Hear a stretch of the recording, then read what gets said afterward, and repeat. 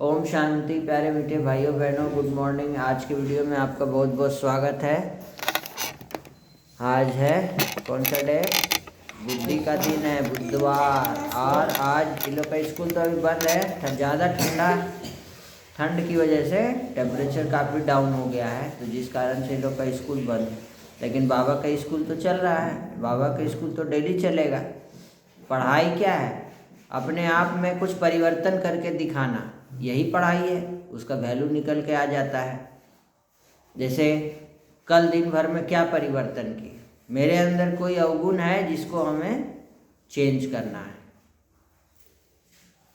Daily कम से कम एक कोई ऐसी अपने आप को चेक करके कोई ऐसा बैड हैबिट, अवगुण जो निकाल देना है और उसके जगह पर बाबा से अच्छे गुण धारण कर लेना है।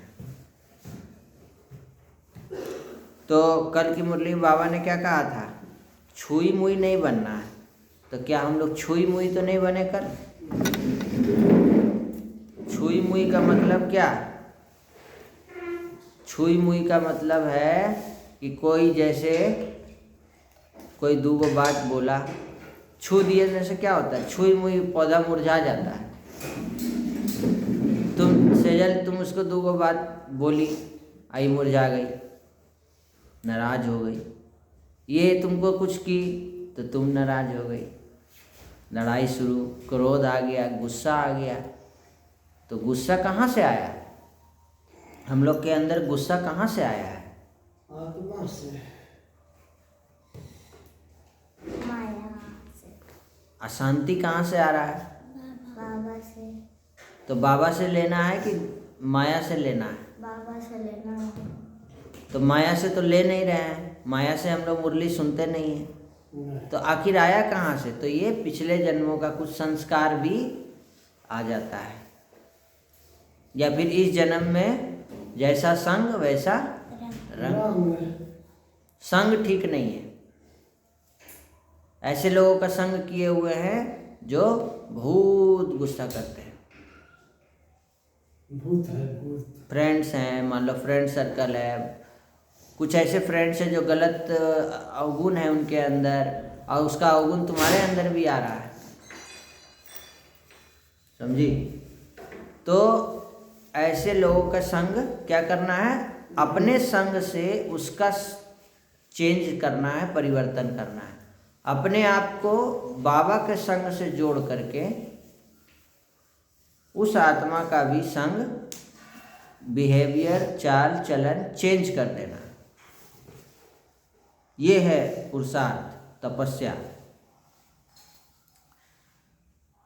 छुई मुई नहीं बनने बाबा बोले। और आज बाबा के महावाक्य हैं। आज कितना तारीख है? 7 जनवरी।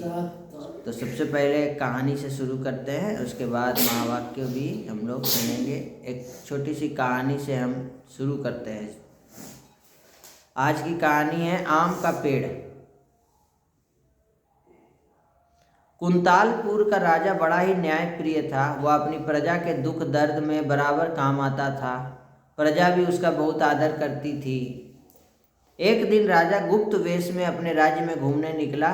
तब रास्ते में देखता है कि एक वृद्ध एक छोटा सा पौधा रोप रहा है। राजा कौतूहलवश उसके पास गया और बोला, ये आप किस चीज़ का पौधा लगा रहे हैं? तो उस बूढ़े व्यक्ति ने कहा कि, बहुत धीरे से कहा कि आम का। कौन सा? आम का। राजा ने हिसाब लगाया कि उसके बड़े होने और उस पर फल आने में कितना समय लगेगा। तो हिसाब लगाकर उसने अचरज से बूढ़े व्यक्ति की ओर देखा और कहा, सुनो दादा, इस पौधे के बड़े होने और उस पर फल आने में कई साल लग जाएंगे। तब तक तुम क्या जीवित रहोगे? तो वृद्ध ने राजा की ओर देखा। राजा की आंखों में मायूसी थी। उसे लग रहा था कि वह वृद्ध ऐसा काम कर रहा है जिसका फल उसे नहीं मिलेगा। यह देखकर वृद्ध ने कहा कि आप सोच रहे होंगे कि मैं पागलपन का काम कर रहा हूँ। जिस चीज़ से आदमी को फायदा नहीं पहुँचता उस पर मेहनत करना बेकार है। लेकिन यह भी तो सोचिए कि इस बूढ़े ने दूसरों की मेहनत का कितना फायदा उठाया है। उस बूढ़े व्यक्ति के भी दादाजी ने पेड़ लगाया होगा, उसका कितना फल खाया है उसने। तो दूसरों के लगाए पेड़ों के कितने फल अपनी ज़िंदगी में खाए हैं हमने, बताओ। हम लोग जो भी खा रहे हैं दूसरे द्वारा लगाया गया है। बादाम खाएं तो बादाम कहाँ होता है खेती, कोई तो किया होगा। हम लोग पिछले गर्मी में आम बहुत सारा खाएं, कोई तो पेड़ लगाया होगा, तुरंत तो नहीं उगेगा। 10 साल 5 साल पहले लगाया होगा, उसका आम उगा होगा तो हम लोग खरीद के ला के खा ली, या बहुत सारा गिफ्ट में भी मिला था आम। तो दूसरों के लगाए पेड़ों से कितना फल खाए हैं। तो क्या उस कर्ज को उतारने के लिए मुझे कुछ नहीं करना चाहिए? उस कर्ज को कैसे उतारें? क्या मुझे इस भावना से पेड़ नहीं लगाने चाहिए कि उनके फल दूसरे लोग खा सकें? लगाना चाहिए। तो जो केवल अपने लाभ के लिए ही काम करता है वह तो स्वार्थी वृत्ति का मनुष्य होता है। क्या होता है? सेल्फिश। तो वृद्ध की यह दलील सुनकर राजा प्रसन्न हो गया। आज उसे भी कुछ बड़ा सीखने को मिला था। राजा भी बहुत सीख गया। उस दिन से राजा भी क्या किया, बहुत सारे पेड़ लगाना शुरू कर दिया। पूरे अपने राज्य में पेड़ ही पेड़ भर दिया। आम के पेड़ों से आम, अंगूर, संतरा, सेब, पूरा पेड़ भर दिया राज्य में, एकदम हरा भरा हो गया। तो भाइयों बहनों, ये क्या सीख मिला हम लोगों को? क्या सीख मिला कहानी से? तो आज जो कुछ भी हम प्रयोग कर रहे हैं सभी हमारी पिछली पीढ़ी द्वारा लगाया गया था। हम लोग जो प्रयोग कर रहे हैं वो हमारे पिछले दादाजी ने लगाया, किसी की और के दादाजी ने लगाया होगा। इसीलिए हमारा दायित्व बनता है कि हम भी दूसरी पीढ़ी के लिए अपना दायित्व पूरा करें। दूसरे के भलाई के लिए भी कुछ कर। हमारे बाद जो लोग आएंगे उसकी भी हम लोग ध्यान रखें, पेड़ लगाएं ज़्यादा से ज़्यादा, ताकि उन लोगों को भी कष्ट। इसीलिए ब्रह्मा कुमारी ईश्वरीय विश्वविद्यालय में कल्प तरु प्रोजेक्ट चल रहे हैं, भारत सरकार से टाई अप है, जिसमें हर जगह पेड़ लगाने का कार्य हो रहा है। सिर्फ पेड़ लगाना नहीं है, उसको कम से कम 1 साल तक पालना भी देनी है। ऐसे प्रोजेक्ट चल रहे हैं। 1 साल में पेड़ बड़ा हो जाएगा, तब तक उसके बाद उसको कोई किसी की रक्षा की ज़रूरत नहीं है। छोटे बच्चे होते हैं, उसको रक्षा करना होता है ना। तो ऐसे पेड़ भी क्या है, छोटा जब लगाते हैं तो बच्चा है, तो उसको खाद दो, पानी दो, सूखे नहीं, चारों तरफ से घेर दो तो कोई गाय आके खा ना जाए। तो भाइयों बहनों, जो प्राप्त है पर्याप्त है, जिसका मन मस्त है उसके पास समस्त है। इसी में बाबा ने हम बच्चों को आज कहा, मीठे बच्चे कभी भी अपने हाथ में लौ नहीं उठाओ। देखो, सुनो, समझो, हाथ में लौ नहीं उठाओ। यदि किसी की भूल हो तो बाप को रिपोर्ट करो, हम इसमें बैठ जाते हैं। ठीक है। यदि किसी की भूल हो तो किसको रिपोर्ट करना है? बाबा को। बाबा सावधानी देंगे। क्या मतलब है? अगर कोई किसी का दोष होता है, कोई लड़ाई झगड़ा अगर करता है, तो दुनिया में लोग किसको रिपोर्ट करते हैं? पुलिस को। जाके पुलिस को फ़ोन करेंगे कि हमको ऐसे ऐसे मेरा चोर छीन लिया, मेरा पर्स छीन के ले गया, भाग गया, मेरा सोना का चेन था वो लेके भाग गया। तो किसको रिपोर्ट करते हैं? पुलिस को। वो तो उसको नहीं जाते हैं मारने के लिए दोबारा से। वहाँ क्या है, कानून को हाथ में नहीं लेना है, पुलिस को बता देते हैं। वैसे ही बाबा यहाँ भी बोले कि कोई अगर गुस्सा करे, मान लो तुम इस पे की, या तुम्हारा फ्रेंड तुमको मार दी क्लास में, तो तुमको कानून को हाथ में नहीं लेना है। तुमको कहाँ रिपोर्ट करना है? प्रिंसिपल को, है ना। वैसे हम लोग को भी यहाँ भी बाबा के यज्ञ में अगर कोई गुस्सा करता है तो हम लोग को भी गुस्सा नहीं करना है, शांति प्रेम बना के रखना है। और अगर कोई गुस्सा करता है तो उसका रिपोर्ट किसको करो? बाबा को करो। बाबा उस आत्मा को समझानी देंगे। ये है आज का मुरली का सार। बाबा उसको सावधान करेंगे। बाप ने कॉन्ट्रैक्ट लिया हुआ है, बाप का ये सब काम है, हमारा नहीं है। हमारा है अपने आप को प्रेम स्वरूप बनाना। हमारा काम क्या है? अपने आप को बनाना। हमको दूसरों को बदलने की दरकार बाप ने बच्चों के अवगुण निकालने का कॉन्ट्रैक्ट लिया हुआ है। बच्चों की खामियां बाप सुनते हैं तो वह निकालने के लिए प्यार से समझानी भी देते हैं।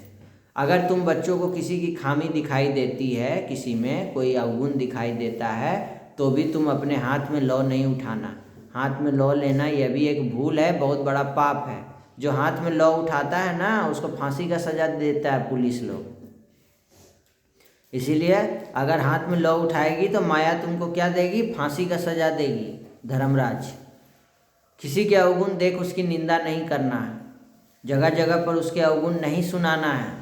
अब तुम इसका अवगुण देख रही है, तुम फिर मान लो भाभिया को सुना रही है कि मेरी सिस्टर ना ऐसी है, तुम बोलती है मेरी सिस्टर ना ऐसी है।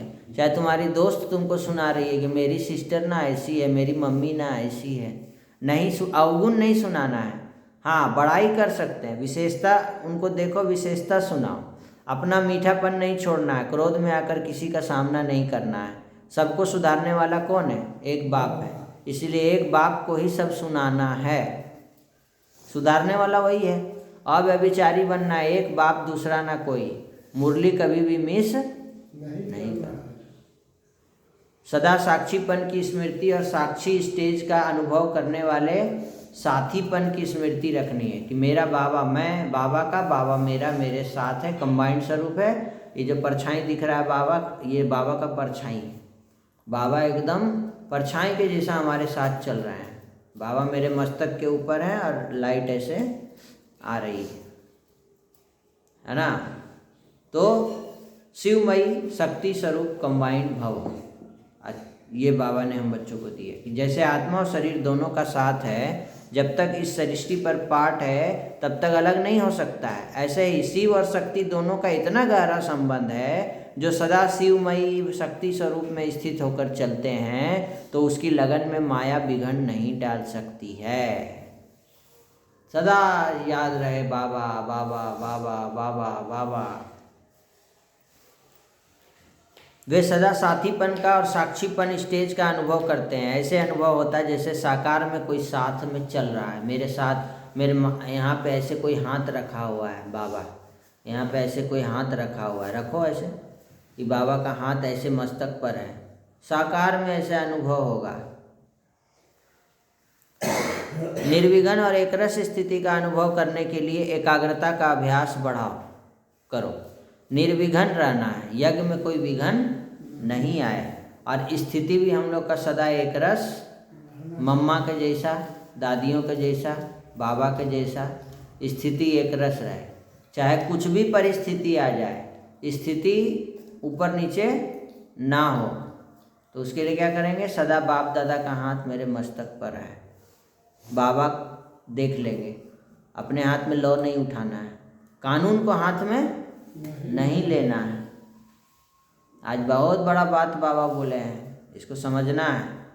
अपने को वर्तमान समय में बोलना है कि मैं टीचर हूँ, मैं स्टूडेंट हूँ, ये नहीं। अपने को वर्तमान समय में ये नहीं बोलना है कि मैं टीचर हूँ, स्टूडेंट हूँ, मैं ये हूँ, मैं वो हूँ। नहीं, ये अभ्यास करना है कि मैं एक श्रेष्ठ आत्मा हूँ, परम धाम से आई हूँ, इस पुरानी दुनिया में, पुराने शरीर में सेवा के लिए आई हूँ। किस लिए आए हैं? सेवा। इस पुरानी दुनिया में, पुराने शरीर में सेवा। मैं आत्मा हूँ, यह पाठ अभी और पक्का करो।